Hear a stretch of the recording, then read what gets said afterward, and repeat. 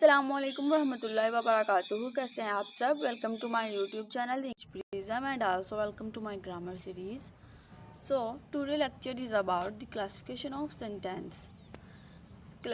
जो हमारे पास सेंटेंस है इसको हम डिस्कस कर चुके हैं अपनी प्रीवियस वीडियोस में, और इसको एक दफ़ा फिर रिवाइज कर लेते हैं। जो सेंटेंस हमारे पास क्या है, मीनिंगफुल कॉम्बिनेशन ऑफ वर्ड्स है जो कि एक कंप्लीट सेंस देता है। यहाँ पे डेफिनेशन लिखी हुई है, the meaningful of combination, sorry यहाँ पे ना ऑफ नहीं आना था, द मीनिंगफुल कॉम्बिनेशन आना था। The meaningful combination of words that give complete sense is called sentence. तो यहाँ पे इसकी हमारे पास कुछ एग्जांपल्स है, जैसे Jessica is a brave girl, Mary works in an industry.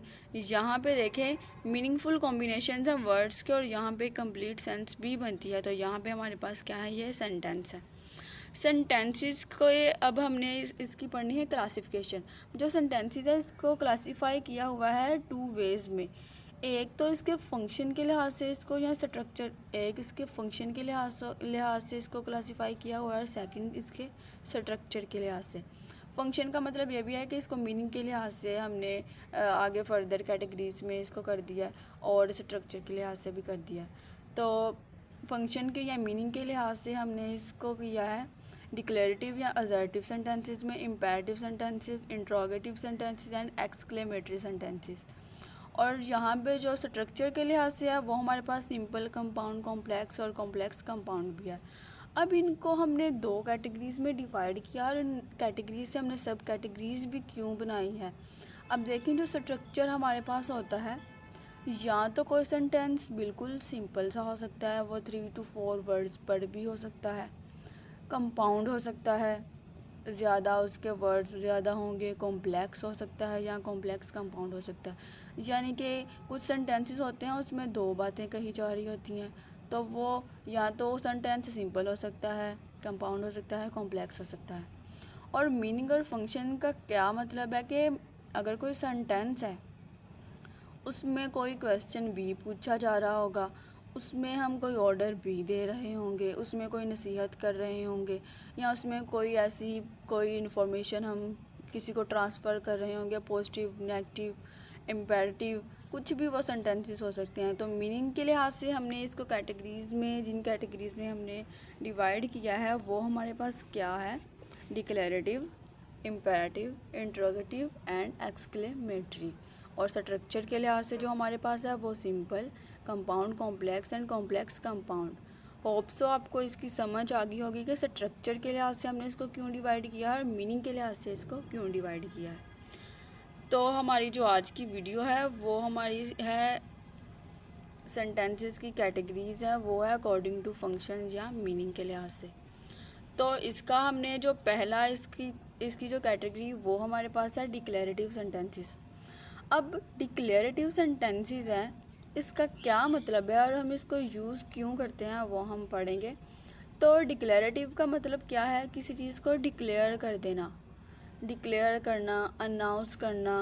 तो ये क्या है, हम इसका पर्पस ये हो सकता है कि या तो आप कोई स्टेटमेंट दे रहे हैं किसी चीज़ के बारे में, या आप कोई इन्फॉर्मेशन प्रोवाइड कर रहे हैं किसी को, या किसी भी चीज़ के रिलेटेड आप इन्फॉर्मेशन दे रहे हैं किसी भी पर्सन को, या आप अपने आइडिया को एक्सप्रेस कर रहे हैं किसी भी चीज़ के रिलेटेड।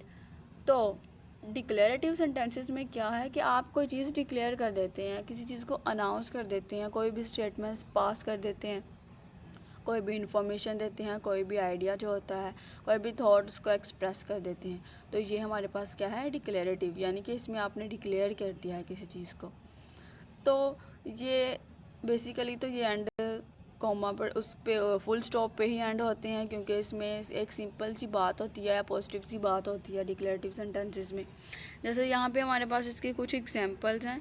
फर्स्ट वन वाली हमारे पास है, द स्काई इज़ ब्लू। यहाँ पे एक स्टेटमेंट हम दे रहे हैं, स्काई इज़ ब्लू, कि आसमान जो है वो नीला है। तो ये एक पॉजिटिव सी बात है जो हमने कर दिया कि स्काई इज़ ब्लू, जो आसमान है वो नीला है। तो ये हमारे पास क्या है, डिक्लेरेटिव सेंटेंसेस में आता है। उसके बाद है, Rabina is writing a letter.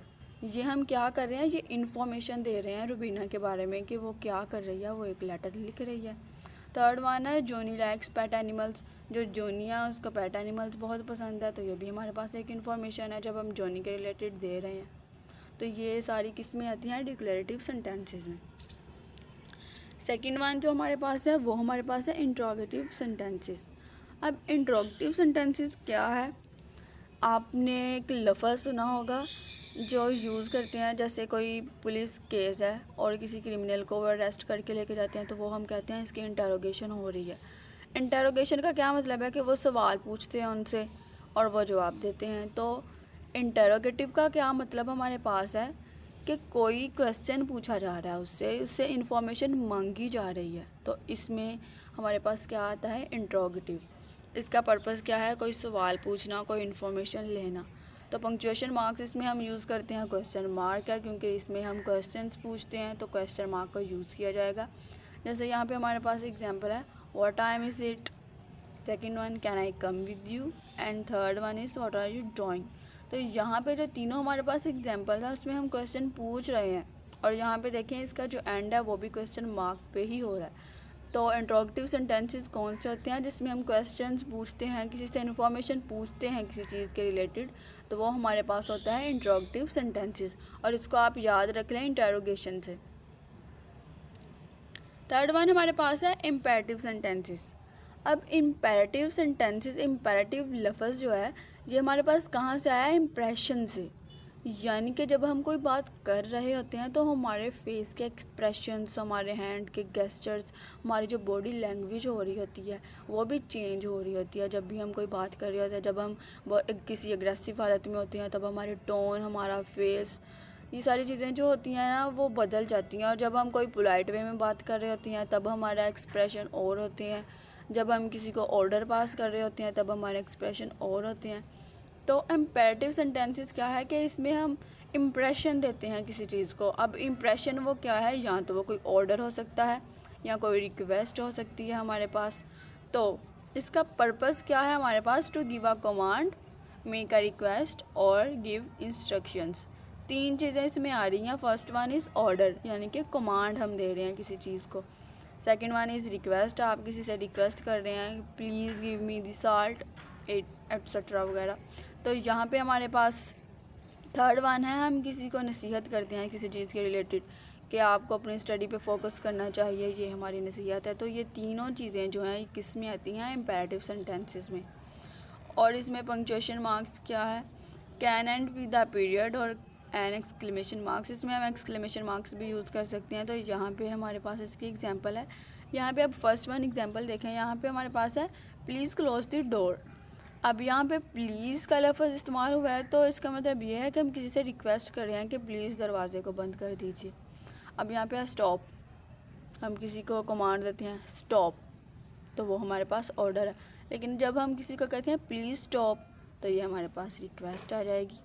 तो चीज़ें जो हैं वो वर्ड्स के साथ साथ बदल जाती हैं, हमारे इम्प्रेशंस के साथ बदल जाती है, हमारे जो फेशियल एक्सप्रेशंस होते हैं उससे बदल जाती हैं, हमारे गेस्चर्स की वजह से बदल जाती हैं, टोन की वजह से बदल जाती हैं। तो इम्पेरेटिव सेंटेंसेस में क्या आते हैं, हमारे इम्प्रेशंस आते हैं, और वो इम्प्रेशंस तीन तरह के हैं, कमांड, रिक्वेस्ट और इंस्ट्रक्शन। अब इसका जो लास्ट वाला हमारे पास है वो हमारे पास है एक्सक्लेमेटरी सेंटेंसेस। और जो एक्सक्लेमेटरी सेंटेंसेस हैं इसमें हमारे पास स्ट्रॉन्ग इमोशंस होते हैं या सडन इमोशन।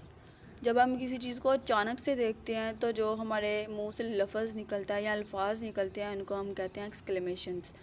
तो यहाँ पे इसका पर्पस क्या हमारे पास, to express strong emotion, surprise और एक्साइटमेंट। जब हम बहुत ज़्यादा किसी चीज़ के रिलेटेड पुरजोश हो जाते हैं या हम सरप्राइज़ हो जाते हैं किसी चीज़ को देख के, तो हम ये वाले वर्ड यूज़ करते हैं, जैसे हम कहते हैं वाव। तो ये हमारे पास क्या है, ये एक एक्सक्लेमेटरी वर्ड है। तो पंक्चुएशन मार्क्स, इसमें मार्क्स ऑफ एक्सक्लेमेशन हम यूज़ करते हैं, ये यहाँ पे स्क्रीन पे आपको नज़र आ रहा है। और इसकी एग्जांपल्स हमारे पास है, फर्स्ट वन है wow how good this is. Second one हमारे पास है that was a great match.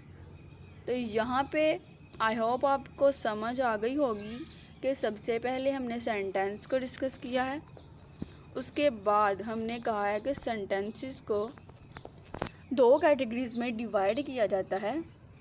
First वाली कैटेगरी मीनिंग या फंक्शन के लिहाज से, और सेकंड वन वाली जो है वो इसके स्ट्रक्चर के लिहाज से है।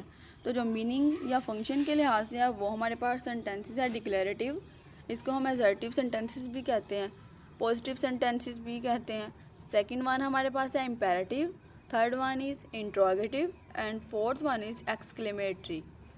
हमने इस वाली कैटेगरी को आज हमने डिस्कस किया है और कल इंशाल्लाह हम सेकंड वाली कैटेगरी को डिवाइड करेंगे जो हमारे पास है on the basis of structure.